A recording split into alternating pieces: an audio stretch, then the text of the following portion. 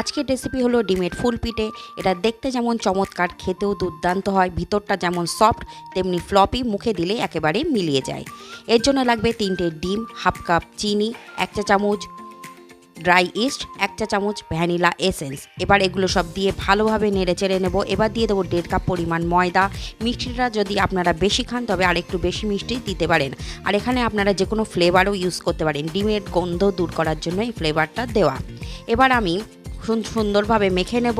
তার সঙ্গে দিয়ে দিলাম একটু সাদা তেল। এইভাবে ঢেকে রেখে দিলাম 15 মিনিটের জন্য।